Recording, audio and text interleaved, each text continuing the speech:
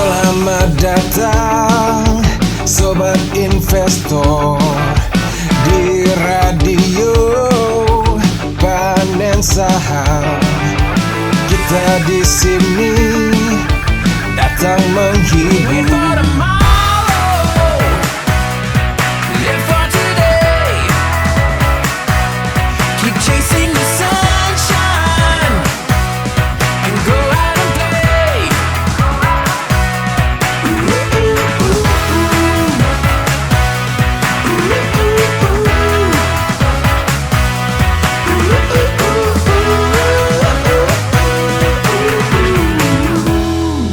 Yola mana ya? Kok belum nyampe? Coba kita telepon si Yola. Halo Yol, lo di mana? Gue udah nyampe loh di pasar. Ih, di pasar tradisional deket kantor. Kan kemarin gue minta tolong buat temenin jalan-jalan ke pasar modal, Yol. Ah, gimana? Pasar modal beda sama pasar tradisional. Bercanda nih orang. Gue nggak bisa juga nemenin hari ini. Wih, parah banget Yola mah. Panas sendirian, malu loh gue Yol. Yola, parah banget loh. Ya udahlah, kok nggak bisa nemenin, gue belanja aja loh di sini. Ya udah kalau gitu, bye. Males banget dah Yola, nggak bisa nemenin. Terus gue ngapain di sini sendirian? Gue kemana ya? Kanan, kiri? Tapi bentar. Seingat gue itu ya kemarin, kalau nggak salah, pasar modal katanya mirip sama pasar tradisional. Kalau pasar biasa ada jenis-jenisnya. Kayak gini pasar tradisional, satu lagi pasar modern. Jadi kayaknya nih pasar modal ada jenisnya. Ya nggak sih?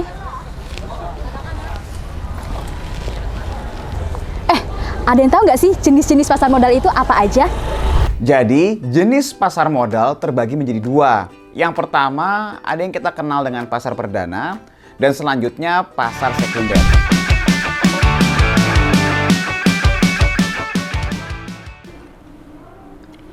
Apa nih?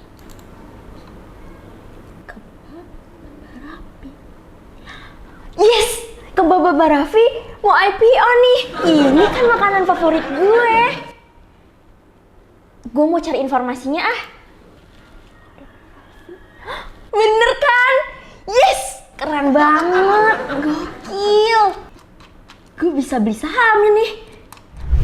Di pasar perdana ini sendiri, ini kalau yang sering kita dengar seperti IPO atau perusahaan-perusahaan yang go public.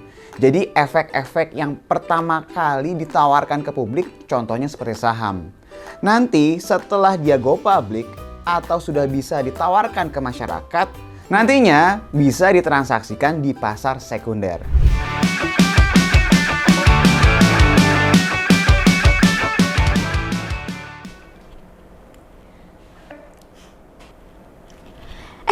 Market sesi 2 udah mulai buka nih.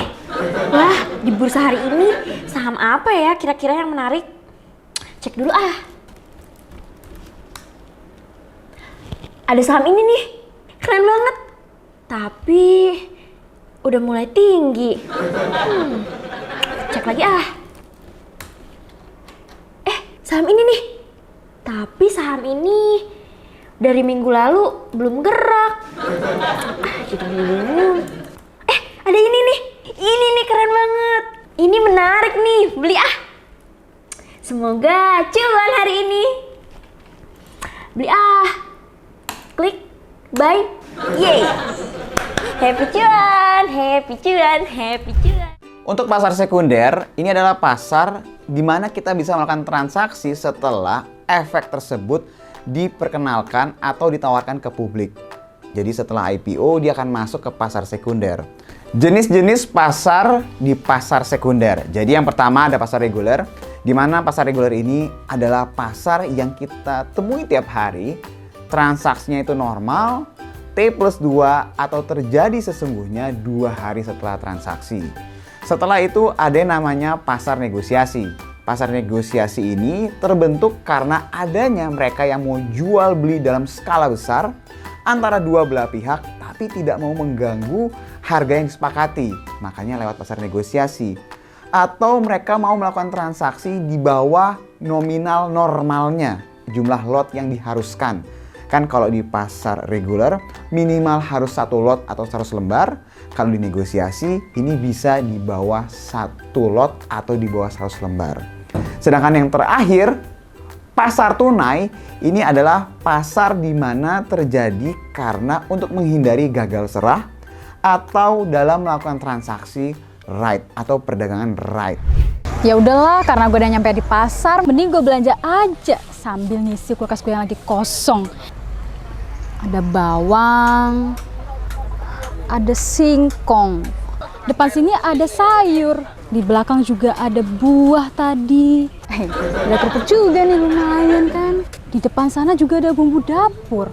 Wow, berarti banyak banget ya isian di pasar tradisional. Dari buah sampai bumbu dapur lengkap, komplit. Wow. Tapi gue kemarin belajar pasar modal, ada saham. Saham itu apa sih? Saham itu apa ya? Nah, teman-teman ada yang tahu nggak sih saham itu apa? Saham itu adalah bukti kepemilikan dari suatu perusahaan. Jadi ngomong gampangnya, kita beli kepemilikan dalam suatu perusahaan yang memang dia sudah listing di Bursa Efek Indonesia. Nah, kalau seandainya kita lagi beli suatu produk, di balik kemasannya kita suka ketemu tuh PT ABCD, ada tulisan TBK. Artinya perusahaan tersebut bisa kita beli sahamnya. Makasih ya Bu ya. Yuhu, akhirnya kelar juga belanja. Aduh, lumayan lah. Tapi ini banyak banget ya belanjaan gue. Waduh. Bentar. Ini gue beli sayur kan di pasar tradisional. Jelas nih. Sayur. Gue beli bihun juga ada bentuknya bihun. Terus habis itu gue beli juga ini salad. Ada bentuk nyatanya. Tapi kalau gue beli di pasar modal, beli sahamnya, itu bentuknya kayak gimana? Yang cabi-cabi tuh apa sih namanya? Squishy ya, squishy. Atau bentuknya kayak yang itu loh, yang kenyal-kenyal itu slime. Atau kalau gue beli saham, bentuknya kayak pacar gue. Mana? Aduh, mana ya ampun, pacarku. Nah, atau bentuknya kayak Osen. Aduh. Jadi saham itu bentuknya kayak gimana sih? Nah, dulu banget nih, saham itu tuh bentuknya kayak kertas. Jadi kita bisa pegang, ada bentuk fisiknya.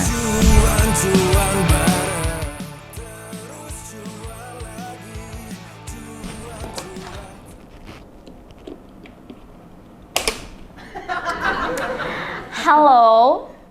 Iya, dengan saya di sini.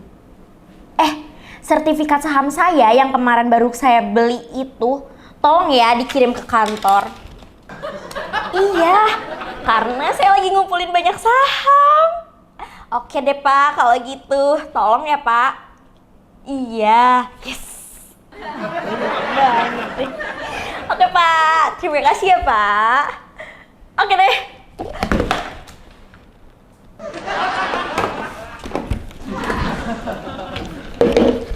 Saham.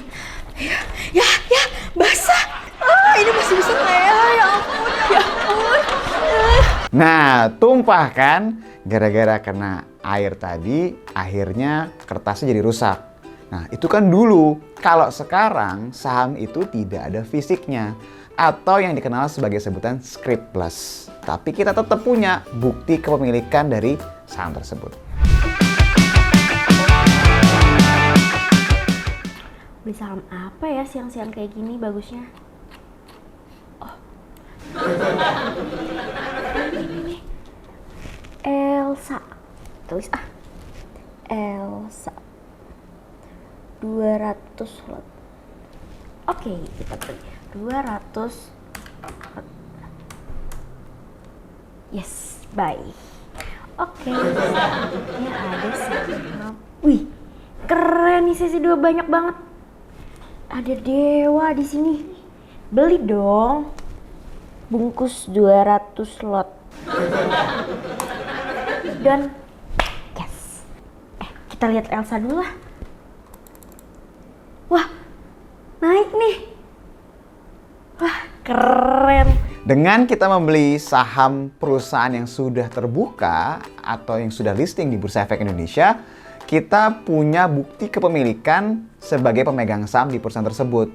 Artinya kita punya hak sebagai pemegang saham.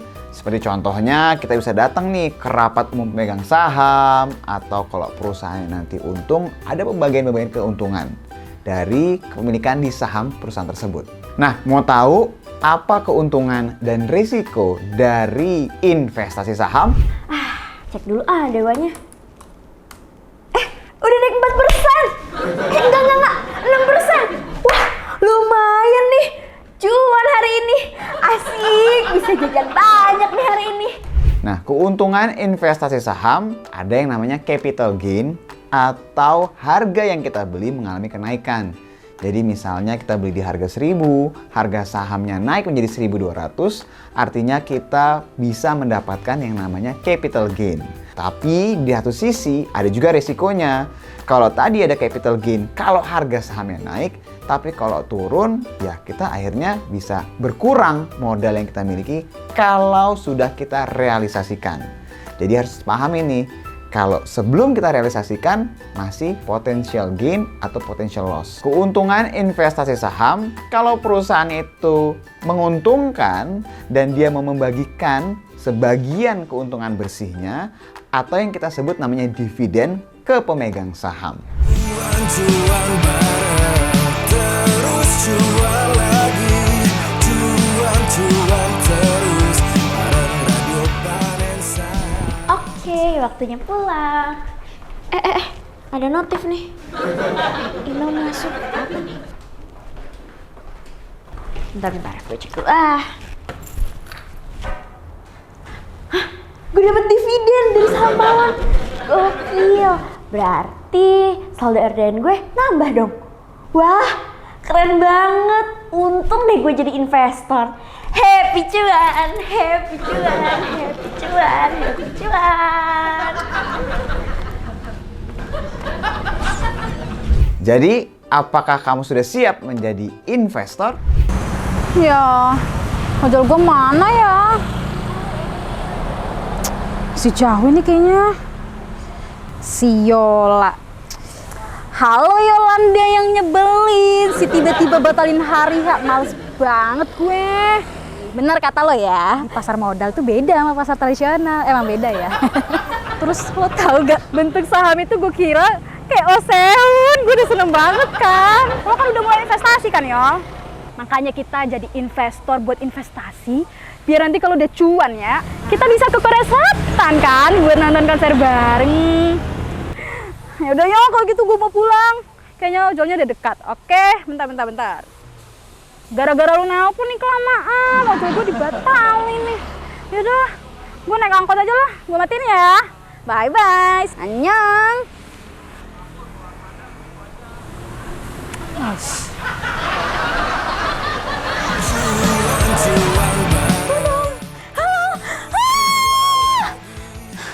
Dan buat nongkrong sekarang, lo yang traktir gue ya. Katanya lo mau traktir, buruan bayar. Iya. Dah. Kenapa? Kok dompet gue gak ada ya? Coba cek dulu Nggak pelan-pelan. ada. Nyari tuh pakai mata, Yola. Gak ada. Jangan ketinggalan di kantor.